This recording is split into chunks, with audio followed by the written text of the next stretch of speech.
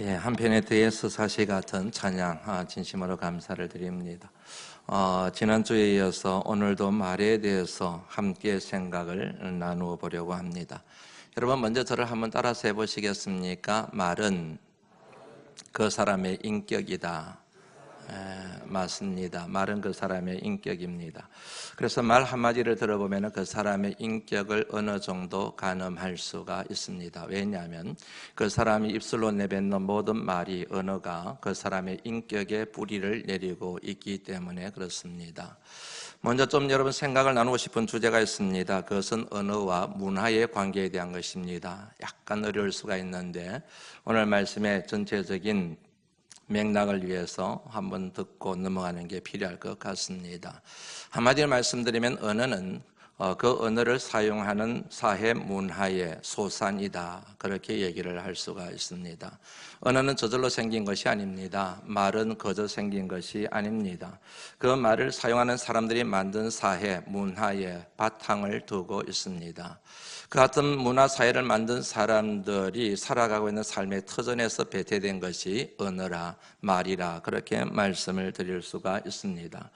문화라는 단어를 제가 사용했습니다. 상당히 어려운 표현인데 쉽게 말씀을 드리면 사람들이 살아가는 삶의 총체적 양식을 일러서 문화라고 얘기합니다. 사람들이 살아가는 삶의 양식이 있습니다. 그 모든 것들을 뭉뚱그려서 문화라고 얘기를 할 수가 있습니다. 그 문화를 텃밭으로 해서 생성된 것이 언어라는 것입니다. 그리고 말이라는 것입니다. 그러므로 그 문화가 주도적으로 사용하고 있는, 주로 사용하고 있는 단어를 보고 그리고 말을 들어보면 그 사회가 어떤 사회인지, 어떤 문화를 구축하고 있는지, 그 사회 문화의 문제점이 무엇인지, 특징이 무엇인지 어느 정도 진단할 수가 있습니다. 다시 말씀드립니다. 언어는 사회 문화와 깊은 상관이 있습니다. 미국에서 유학할 때였습니다. 석사학위 논문을 하게 되었습니다.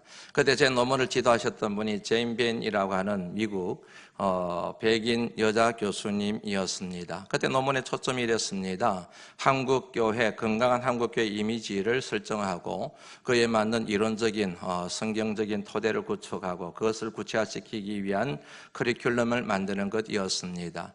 이를 위해서 가장 중요하게 생각을 했던 주제가 있습니다. 그것은 오늘 한국교회 현실을 정확하게 비판적으로 성찰하고 진단하는 작업이었습니다. 그 제인 벤 교수님이 제 논문을 지도하셨는데 그때 가장 중요한 것이 한국교회 현실을 정확하게 진단하는 것인데 그것을 위하여 본인이 두 가지 키워드를 소개를 하고 싶다. 그 키워드를 중심으로 해서 한국 사회와 한국 문화와 그리고 한국 교회와 한국 사람들의, 한국인들의 종교적 심성을 진단하는 게 필요할 것 같다. 그러면서 두 가지 단어, 두 가지 키워드를 저한테 소개를 하셨습니다. 그 첫 번째가 샤머니즘이라고 하는 단어였습니다. 무속신앙 혹은 원시신앙, 고대신앙이라는 뜻을 가지고 있는 샤머니즘이라고 하는 단어를 그 교수님이 저한테 소개를 하셨습니다. 이 여러분 샤머니즘이 어떤 종교적 소성을 갖고 있는지는 여러분들이 잘 아시지 않습니까? 흔히들 한국 사회는 종교 복합 사회라고 얘기를 합니다. 다시 말씀드리면 하나의 종교가 한 사회를 지배하는 것이 아니라 다양한 종교들이 어울려서 사회 문화의 바탕이 되고 있고 정신적, 영적인 부분에까지 영향을 끼치고 있는 그런 사회를 일러서 종교 복합사회라고 그렇게 얘기를 합니다. 이 나라가 생성되고 난 다음에 원시시대, 선사시대 혹은 고대에 우리나라 사람들의 종교적 근간을 이뤘던 것은 사마니즘이었습니다. 그러다가 삼국시대에 들어오면서 불교가 전래되었습니다. 삼국시대, 고려시대를 거치면서 불교가 중흥기를 이루게 됩니다. 그러다가 조선시대로 들어가게 되잖아요. 조선시대 숭유억불정책에 의해서 불교가 탄압을 받게 되고 유교가 종교적인 기능뿐만 아니라 정치 이데올로기로서의 기능을 하게 됩니다. 그 같은 텃밭에 전래된 것이 바로 기독교입니다. 구한말에. 그러니까 종교 복합을 이루고 있는 것이죠. 청을 이루고 있는 것이죠. 제일 밑에 종교가 뭐라고요? 샤머니즘이지요. 그러므로 이 샤머니즘이라고 하는 무속신앙을 제쳐놓고는 한국 사회와 한국 문화를 이해할 수가 없습니다. 한국인들의 종교적 심성을 파악할 수가 없습니다. 그는 교회도 마찬가지입니다. 오늘의 한국교회, 세계교회와는 다른 흐름을 보이고 있고 다른 교회에 대한 이해와 복음에 대한 이해를 갖게 된 결정적인 이유 중에 하나가 샤머니즘의 영향을 크게 받았기 때문에 그렇습니다. 그래서 기독교 복음의 본질을 회복하기 위해서는 샤머니즘이라고 하는 단어를 대입을 시켜서 그 틀을 통해서 걸러낼 건 걸러내고 그리고 정리할 것은 정리하는 그런 작업이 필요하다. 그런 측면에서 제임비엔 교수님이 키워드로 샤머니즘이라고 하는 단어를 제게 소개를 했던 것입니다. 정리가 되시죠? 샤머니즘은 한국 사회와 한국 문화 그리고 한국인들의 종교적 심성을 파헤치는 진단하는 키워드다 하는 것입니다.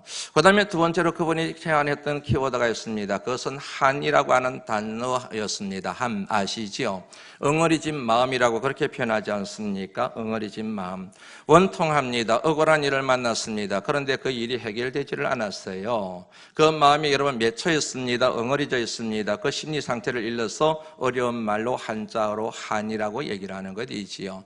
한국 사람들의 특징이 바로 한이 있다는 것이죠. 한이 맺혀 있다는 것이죠.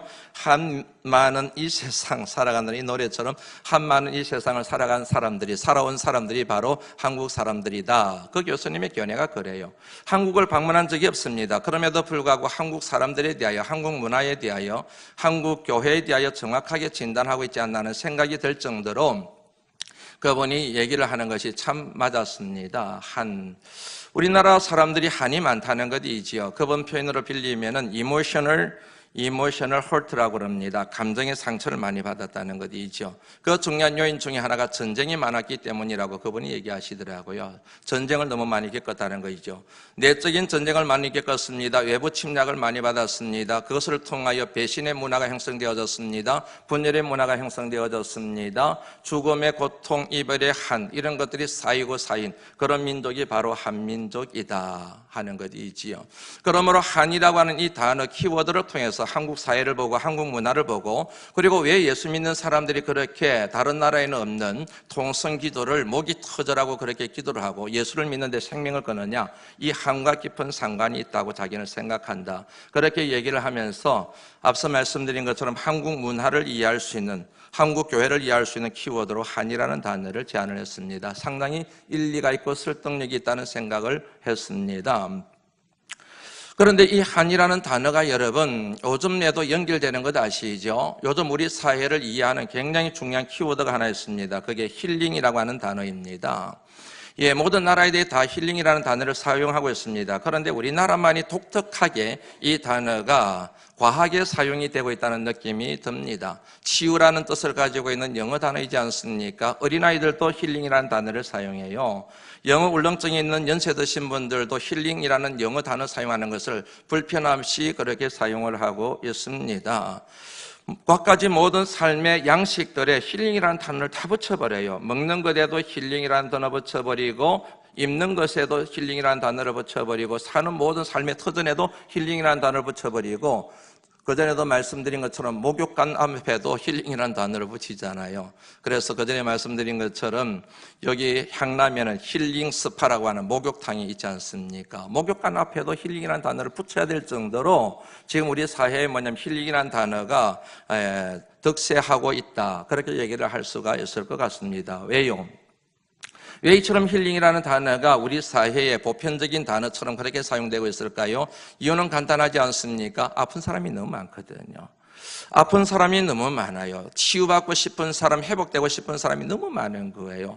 몸이 아픕니다. 마음이 아픕니다. 생각이 아픕니다. 감정이 상해 있습니다. 영혼이 아픕니다. 누군가가 나를 좀 치유해달라. 이러는 것이지요. 이 같은 메시지가 바로 수용된 것이 힐링이라 단어라. 그렇게 얘기를 할 수가 있을 것 같습니다. 그런데 이처럼 여러분 갑자기 요즘 들어가지고 몇 년 최근 근간에 이르러가지고 아픈 사람이 많이 생긴 겁니까? 아니에요. 오랜 세월 동안 맺힌 한이 터져나온 것이지요. 이제는 살만해졌습니다. 그러니까 긴장이 풀어지면서 그동안 억누르고 쌓고 그 다음에 컨트롤 해왔던 이 한이 분출해버린 것이지요. 그러니까 특별히 연세 드신 분들 가운데서 몸이 아프고 마음이 아프고 감정이 아프고 서글프고 서럽고 이런 감정이 아픈 분들이 많이 나타나는 게 아닌가 하는 생각을 하게 됩니다. 여러분 최근에 이에란이라고 하는, 이에란 씨라고 하는 가수가 부른 노래 100년 인생이라는 거 여러분들 아시죠? 그 노래가 히트를 치고 있어요. 남녀노소를 막론하고 그 노래들을 다 좋아하더라고요. 아마 여러분들 가운데도 그 좋아하는 분들 계시고 부르는 분들도 계시리라 그렇게 여겨집니다. 왜 사람들이 100년 인생이라는 그 노래에 매료되었을까? 그 가사 때문에 그런 거 여러분들 아시지요? 예, 제가 뭐 부를 실력은 없으니까 가사를 한번 대충 읽어봐 드리죠. 60세에 저 세상에서 날 데리러 오거든 아직은 젊어서 못 간다고 전해라. 70세에 저 세상에서 날 데리러 오거든 할 일이 아직 남아 못 간다고 전해라. 80원 뺍니다. 90세에 저 세상에서 날 데리러 오거든 알아서 갈 테니 재촉 말라 전해라. 100세에 저 세상에서 날 데리러 오거든 좋은 날 좋은 시에 가겠다고 전해라. 이게 노랫말이지 않습니까? 이 노랫말을 가만히 음미해보면은 여러분 얼마나 사람들이 우리나라 연세 드신 어른들이 정말로 뭐냐면 이 말에 대하여 깊게 공감을 하고 있을까 하는 게 느낌으로 탁 와요. 지금까지 한많은 세상을 살았습니다. 한이 맺힌 세상을 살았습니다. 일제시대를 거쳤습니다. 6.25를 거쳤습니다. 힘나고 힘들고 험난한 인생을 살았습니다. 한이 맺혀 있습니다. 이런저런 눈물과 통곡이 가슴에 켜켜이 쌓여 있습니다. 그런데 2000년대에 들어서 살만해졌습니다. 먹고 살만해졌습니다. 행복하게 살만해졌습니다. 누리고 싶습니다. 그런데 60입니다. 70입니다. 80이 되었습니다. 90이 되었습니다. 이제는 이 좋은 세상 남겨두고 저 세상으로 가야 할 때가 온 거잖아요. 그러니까 뭐냐면 억울한 거예요. 은통한 거예요. 지금까지 내가 생고생해서 이제 살만한 시절을 만났는데 저 세상으로 가야 된다는 게 이게 내가 용납 못하겠다. 받아들이지 못하겠다. 원통하고 억울해서 나 못 살겠다. 그래서 나중에 가겠다고 전해라. 이거잖아요. 그러니까 연세 드신 분들이 이 가사에 매료될 수밖에 없고 내 마음을 잘 표현하는 내 정서를 담아내는 그런 가사로 여러분 받아들이게 되는 것이거든요. 그 같은 여러분 맥락 속에서 이해되는 게 뭐냐면 한이에요. 한이 있었는데 그게 풀어졌는데 이제 살만해졌는데 이 모든 좋은 세상을 내버려두고 내가 저 세상을 간다니 나 안 갈 거야 안 갈 거야 이제 이렇게 되는 의미가 이 가사에 있는 것이지요.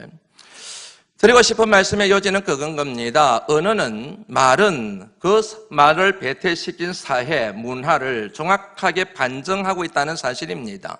그래서 여러분 그 언어와 그 문화를 보면은 그 사회 문화가 어떤지, 그 언어를 사용하는 사람들이 지금 어떤 삶의 형편에 놓여 있는지 그런 것들을 진단하는 매우 중요한 척도가 된다는 것입니다. 그는 여러분 개인의 삶도 마찬가지입니다. 한 개인의 삶을 가만히 들여보려고 하면은 그분이 주로 사용하는 단어, 언어들을 보면은 말들을 들어보면은 그분이 어떤 인생의 역사를 가져왔구나, 살아왔구나, 어떤 질곡을 거쳐왔구나, 이분이 어떤 인생을 살아오셨거나 어떤 인품의 소유자이구나 이런 것들을 대충 가늠할 수 있는 거 여러분들 아시지요? 설날을 얼마 앞두고 우리 교회 목회 컬럼에 주보 목회 컬럼에 강변이라고 하는 제목의 글을 제가 올린 것 읽어보신 분들 계실 겁니다. 그날 못 오셔서 못 읽어보신 분들을 위하여 제가 소개해드리고 싶습니다. 제목이 강변입니다. 강변, 매 설날이 다가올 때마다 기억의 저장고에서 감정선을 타고 올라와 제 마음을 저미는 것들 중에 하나입니다. 살던 곳이 참 외진 곳이었습니다. 명절떡을 하고 음식을 준비하려면 먼 대처로 나가야 하는데 그것이 결코 쉬운 일이 아니었습니다. 강 건너 5일장이 서는 대처가 있었습니다. 나룻배를 타고 강을 건너야만 그곳에 갈 수 있었습니다. 집에서 나루터까지가 10리길이었습니다. 설이 다가오면 어머니는 가을에 캔 고구마나 겨울파를 잔뜩 담은 큰 대야를 머리에 이시고 그곳까지 가셨습니다. 우리 형제들이 커가면서 자전거로 종종 도와드리긴 했지만 거의 엄마 혼자서 거리하셨습니다. 가져가신 물건들을 다 파신 후 그 돈으로 명절 음식 장만에 필요한 것들을 사시거나 강정을 만드는 데 필요한 티밥, 박상을 튀겨오시곤 하셨습니다. 엄마 오실 때가 되면 그 시간에 맞추어 우리 삼형제는 그 먼 나루터까지 걸어서 뛰어서 갑니다. 그리고 강변에 나란히 앉아 엄마를 기다립니다. 날씨가 그리 차가울 수가 없습니다. 그게 뭔 대수이겠습니까? 은손을 호호 불어가며 엄마를 손꼽아 기다리며 그리 앉아 있습니다.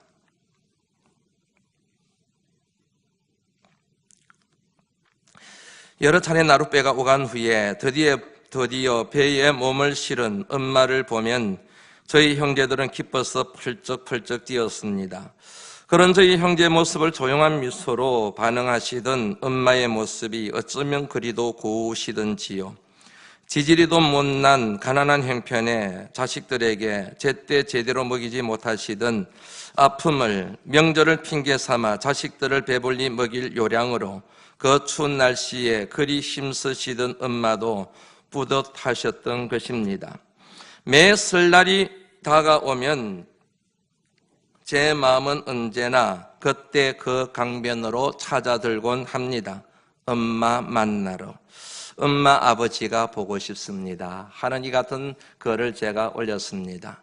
어떤 사람에게는 강변이라는 단어를 들었을 때 아무 느낌이 없습니다. 생각이 없습니다. 감동이 없습니다. 그런데 저는 강변이라는 단어를 접하기만 하면 어린 시절로 쫓아갑니다. 가슴이 뭉클합니다. 엄마가 보고 싶습니다. 그리고 형제들이 그리워집니다.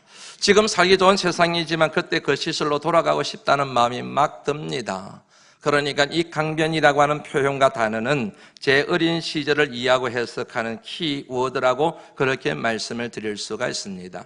저만 그런 것은 아닐 겁니다. 여러분들에게도 여러분의 삶을 설명하는 단어들이 있습니다. 정리가 되셨지요? 이 같은 배경에서, 이 같은 논리적 맥락에서 단어는, 언어는 그 사람의 인생이다.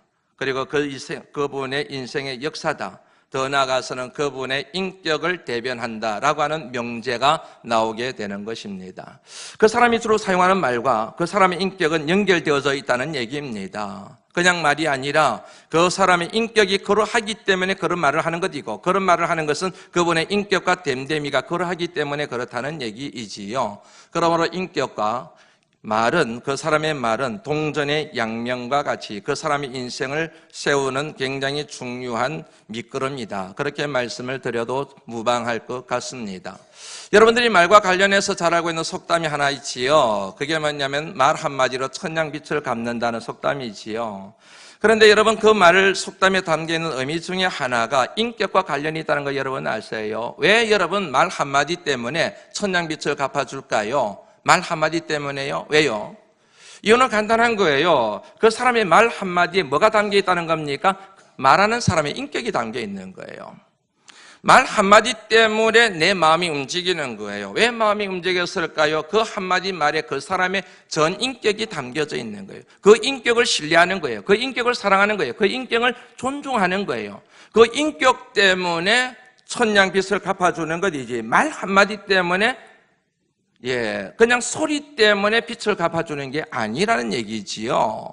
그러므로 천냥빚 한마디 말로 갚는다는 이 말 속에는 말에 담겨있는 그 사람의 인격이 얼마나 대단한가, 인격과 말은 언제나 같이 가야 대단한 위력을 발휘할 수 있다는 이 같은 교훈을 얻을 수가 있게 됩니다.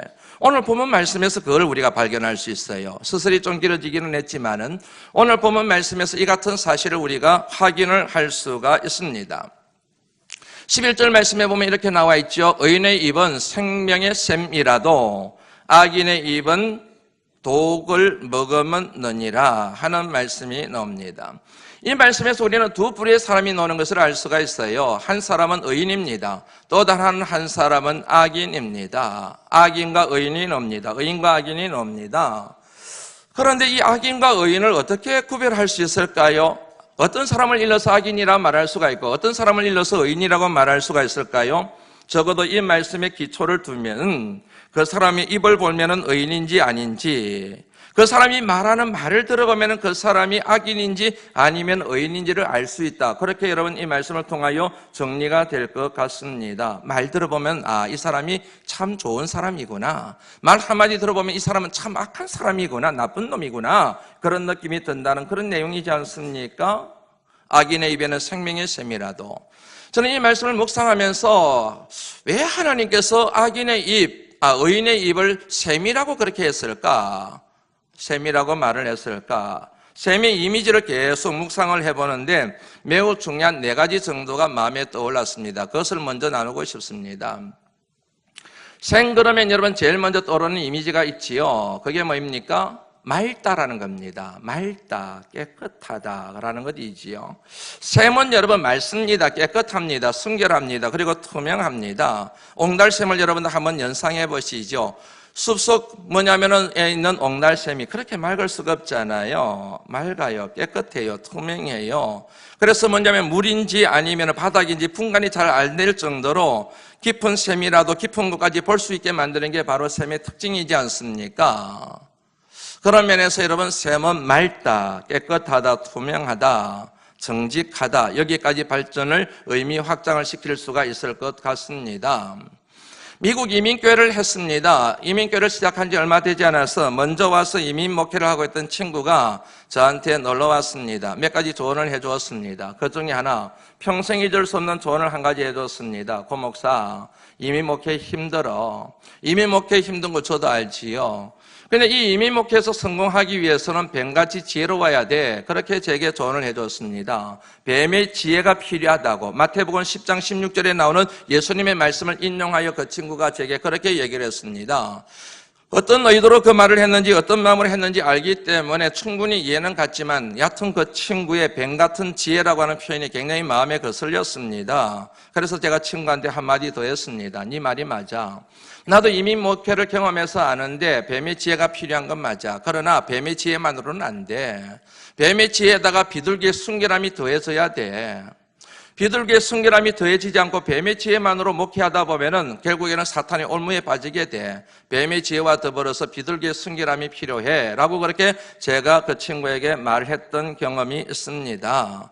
예수님께서 여러분 마태복음 10장 16절 말씀해 보면은 제자들을 보내시면서 파송하시면서 하신 말씀이지 않습니까? 내가 너희들을 파송하는데 너희들을 양을 마치 이리 가운데로 보낸 것 같다. 그러니까 얘들아 제발 가서 뱀같이 지혜롭고 비둘기같이 순결해야 된단다. 그렇게 예수님이 말씀하셨지 않습니까? 그런데 그 친구는 뱀의 지혜만 얘기하고 비둘기의 순결함은 얘기하지 않았던 것이지요. 저는 뱀의 지혜보다도 더 중요한 게 비둘기의 순결함이라고 생각을 합니다. 순결합니다. 다시 말하면 투명합니다. 정직합니다.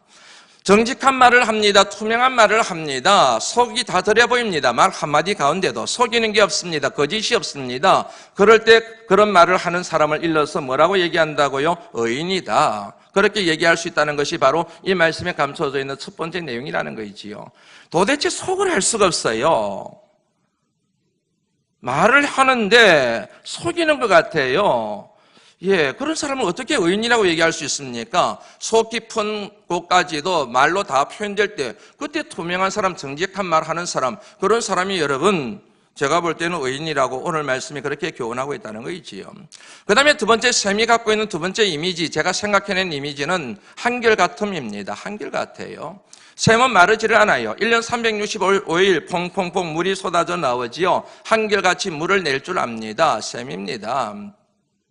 저는 한결같다는 말이 참 좋습니다. 그렇게 살고자 힘쓰지만 실패할 때도 많지만 그렇게 살고자 힘쓰는 단어 중에 하나, 욕심내는 단어 중에 하나가 한결같다라고 하는 표현입니다. 결이 있습니다. 마음의 결이 있습니다. 생각의 결이 있습니다. 감정의 결이 있습니다. 그 결이 바뀌지 않습니다. 그 결이 찢기지가 않습니다. 한결같습니다. 어떤 상황 가운데서도 인생의 결이 하나입니다. 그런 인생이 저는 멋있고 근사하다고 생각합니다. 사람들에 의하여, 환경에 의하여 감정의 결이 찢겨버리고 생각의 결이 찢겨버리고 그래서 뭐냐면 여기 갔다 저기 갔다 박쥐처럼 여기 붙었다 저기 붙었다 하는 게 아니라 목에 칼이 들어오더라도 억울한 일을 당하더라도 손해보더라도 마음의 결을 딱 하나로 유지할 수 있는 그런 뭐냐면 바보 같은 인생이라 하더라도 그렇게 살아갈 수 있는 사람이 저는 근사하다고 생각하는 것이지요.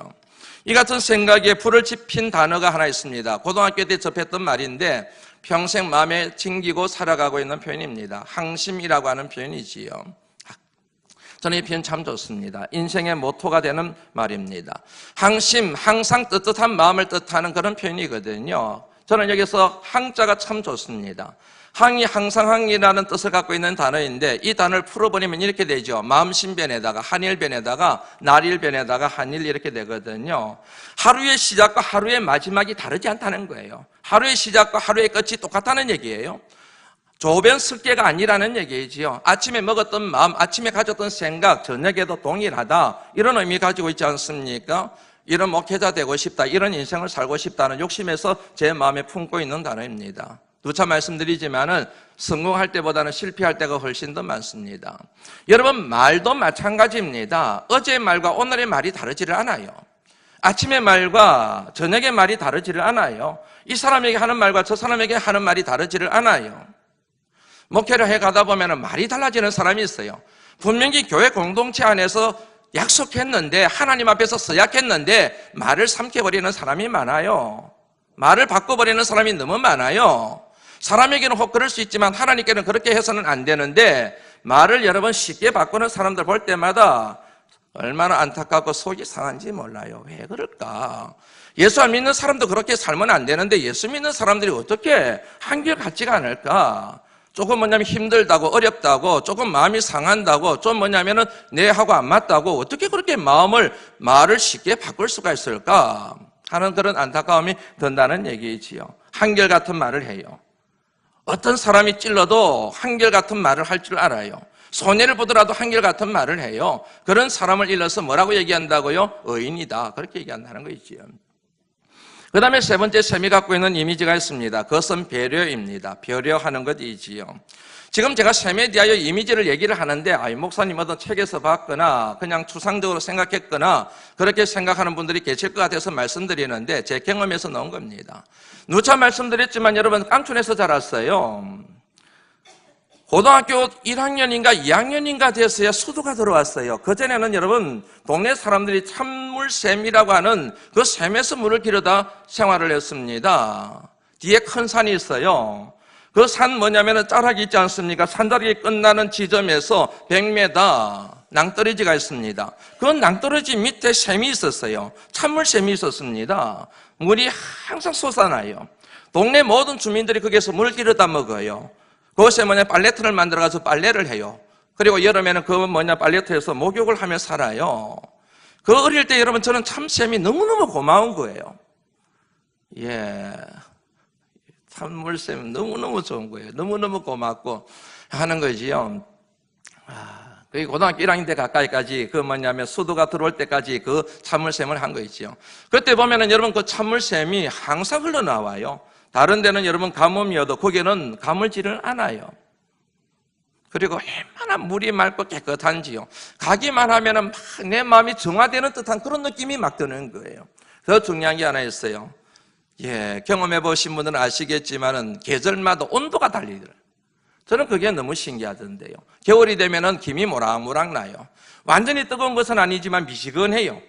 얼마나 여러분 마음이 좋아지는지 몰라요. 푹 물에 담그지 않습니까? 밖은 막 찬기가 도는데 물에다가 손을 넣으면 따뜻한 기운이 확 전달이 돼요.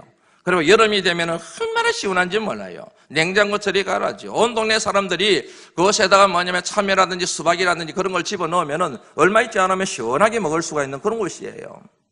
배려입니다. 샘의 입장에서는, 찬물샘의 입장에서는 그 우무물을 사용하는, 샘을 이용하는 사람들에게 배려를 하는 것이죠. 끊임없이 제공하잖아요. 그리고 온도를 바꾸어서 적절한 환경을 제공하잖아요. 배려. 남을 배려할 줄 아는 사람, 남을 배려하는 말, 공동체를 배려할 줄 아는 말을 사용하는 사람, 그런 사람들이 의인이다, 그렇게 정리를 해도 될 것 같습니다. 자기만 생각하지 않고 자기 감정, 자기 기본에 매달려서 말하는 것이 아니라 항상 다른 사람의 감정을 배려하여 말하는 사람, 그런 사람의 입을 일러서 의인의 입, 생명의 샘과도 같은 입, 그렇게 정리할 수 있다는 것이지요. 네 번째 샘은 근원입니다. 근원. 영어 성경에 보면 fountain이라는 단어를 사용하고 있습니다. 이 말은 원천이라든지 근원이라는 뜻을 가지고 있습니다. 근원입니다. 원천입니다. 여러분, 낙동강 길이 몇 리 길인지 아시죠? 1300리 길이거든요. 그런데 그 낙동강에 원천이 있습니다. 강원도 태백시 황지연못이라고 하는 곳입니다. 태백시는 여러분 4개의 큰 산, 태백산, 한백산, 그리고 백병산, 매봉산, 이 4개의 큰 산이 둘러싸고 있습니다. 비가 내리면 그 산에 물이 스며들 거 아니겠어요? 그럼 물줄기를 따라서 물이 흘러드는데 다 어디로 모이느냐면 항지연못으로 모이는 거예요. 그 항지연못을 이제 연못에서 발원된 물들이 태백시를 거쳐가지고 경상도를 거쳐가지고 부산 얼숙도를 거쳐가지고 남해로 흘러 들어가는 거예요. 황지연못 근원입니다. 여기서 나오는 근원, 다시 말하면 공급이라는 개념을 생각할 수가 있어요. 공급해요. 힘을 공급해요. 용기를 북돋아 줘요. 할 수 있다는 뭐냐면은 힘을 북돋아 줘요. 그런 뭐냐면 말을 하는 사람을 일러서 의인이다. 그렇게 정리를 할 수가 있으리라 여겨집니다. 정리가 되시죠? 의인의 입에서 나오는 말은 어떤 말입니까? 정직한 말이 나옵니다. 한결같은 말을 사용할 줄 압니다. 항상 남을 배려할 줄 아는 말을 사용할 줄 압니다. 무엇인가 다른 사람에게 힘을 주고 용기를 주고 그리고 의욕을 불러일으키는 말을 합니다. 그래서 뭐라고 얘기합니까? 살리는 말. 그래서 생명샘이라는 말이 그래서 나온 거예요. 의인의 입은 생명의 샘이다 하는 의미가 이 말씀에 담겨져 있다 그렇게 정리합니다. 그런데 악인은 그렇지 않아요. 악인의 입은 독을 머금었느니라 그렇게 되어 있습니다. 독은 쉽게 말씀드리면 죽이는 겁니다. 사람을 상하게 만드는 것입니다. 독이 있어요. 근데 이 독이라는 단어가 우리말에는 독이라는 말로 번역이 되어져 있는데 영어 성경을 보면은 이 단어가 violence라는 단어로 되어 있습니다. 폭력이라는 단어입니다. 폭력. 말이 폭력이 있다는 거죠. 그런데 이 violence라는 단어가 그냥 듣기만 하셔도 될 것 같습니다. 의미가 뭐냐면은 단순하게 육체를 상하게 하는 폭력을 얘기하는 게 아니에요. 감정을 상하게 만들어요. 마음을 상하게 만들어요. 몸을 상하게 만들어요. 이럴 때 사용되는 단어가 violence라고 하는 폭력이라는 단어의 쓰임이거든요. 그러니까 말을 하는데 그 말이 마음을 상하게 만들어요. 자꾸만 마음을 힘들게 만들어요. 감정을 상하게 만들어요. 더 나아가서는 내 몸까지도 자꾸만 아프게 만들어요. 그런 말이 뭐라고요? 악인의 입에서 나오는 말이라. 그런 말을 사용하는 사람은 다 악인이라는 얘기예요. 부정적인 말을 하고 안 된다 그러기만 하고 뒤에서 수근거리고 자꾸만 남의 옷을 벗기고 비난하고 정죄하고 이런 모든 말들이 다 독을 머금은 바이올런스, 악인의 입에서 나오는 말이라는 얘기지요. 그래서 여러분 이 말씀을 통하여 명확하게 드러나는 겁니다. 이 사람이 지금 무슨 말을 주로 사용하는가? 그러면은 이분은 의인일 수가 있겠구나. 이분은 악인일 수가 있겠구나. 그거를 가늠할 수 있다니까요. 옷을 벗기고 수근거리고 헐뜯고 모함하고 조롱하고 안 된다고 빼딱하게 항상 생각하고 말하고 그러는 사람들의 언어는 악인의 입인 거예요. 됩니다. 할 수 있습니다. 당신을 사랑합니다. 그리고 내 마음은 한결같습니다. 내가 하는 말은 정직한 말입니다. 이렇게 말하는 사람의 입은 의인의 입이라는 것이지요. 무릇 의인의 길은 여호와께서 인정하시나 악인의 길은 망하리로다. 시편 1편 6절에 나오는 말씀이지 않습니까? 사랑하는 성도 여러분, 이 말씀에 주신 의도를 파악하셔서 의인의 길을 걸어가실 수 있기를 주의 이름으로 축원합니다. 이 말씀을 주신 이유가 있습니다. 지금부터는 악인의 입을 갖고 살지 말라는 겁니다. 지금까지는 어떻게 살아왔다 할지라도 이제부터는 주님의 십자가 보혈로 다 용서받은 줄 믿고 이제부터는 의인의 입을 가지고 살아가거라. 생명의 샘이 되어야 된다. 그렇게 하나님께서 저와 여러분들에게 기회를 주시는 말씀인 줄로 믿습니다. 이제 말씀을 마무리하려고 합니다. 품성이라는 말이 있습니다. 품격이라는 단어도 있습니다. 그 다음에 품이라는 단어도 있습니다. 그리고 기품이라는 단어도 있습니다. 이 모든 단어들의 공통점은 하나입니다. 그 사람의 인격을 나타낼 때 쓰는 표현들입니다. 그런데 여기에 공통적으로 사용되는 단어가 뭐입니까? 품자입니다. 품성, 품격, 품위 그러지 않습니까? 품자입니다. 근데 그 품자를 가만히 보면은 어떤 단어들의 조합입니까? 입구자의 조합입니다. 말하는 입을 뜻하는 입구자의 조합이 바로 그 사람의 인격을 대변하는 품자를 구성하고 있다는 것입니다. 그런데 입이 하나가 아니에요. 입이 셋입니다.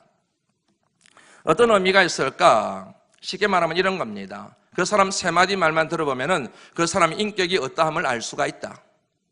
세 마디 말이 아니면은 세 번 정도 만나서 얘기를 섞어보면은 그 사람이 어떤 사람인지를 알 수가 있다. 그것으로도 모자라면 3년 정도 살아보면은 그 사람의 인격과 품격을 가늠할 수가 있다. 이런 의미를 갖고 있는 거 여러분 아세요? 세 마디만 들어보면, 그것으로도 안 되면은 3번 정도 만나서 말을 섞어보면, 그것으로도 안 되면 3년 동안 함께 살아가다 보면, 생활하다 보면은 그 사람의 말 속에서 이미 그 사람의 품격과 인격이 다 들통이 난다. 이런 의미이지 않겠습니까? 제가 생각하는 겁니다. 또 다른 하나 이유가 있습니다. 그건 뭐냐면 말을 할 때는 3번 정도 생각하고 말을 하는 거예요. 3번 정도 생각하고 말을 해라. 함부로 말하지 말고 3번 정도 생각을, 마음의 언어들을 가지고 3번 정도 생각해보고 난 다음에 말을 해라 하는 의미가 있지 않을까 하는 생각을 합니다. 가장 치명적인 말이 있습니다. 가장 뭐냐면 파괴적인 말이 있습니다. 생각 없이 말하는 겁니다. 정말 뭐냐면 때려주고 싶은 사람 중에 한 사람이 누구냐면은 실컷 말해놓고 사람은 상처 다 받았는데 용서해, 생각 없이 한 말이야. 아니 그런 말이 어디 있습니까? 말로 이미 사람을 죽여놓고 생각 없이 한 말을 용서해달라니요. 여러분 말을 하실 때는 항상 생각을 하고 난 다음에 말을 해야 돼요. 3번 정도 생각하고 난 다음에 말을 해야 됩니다.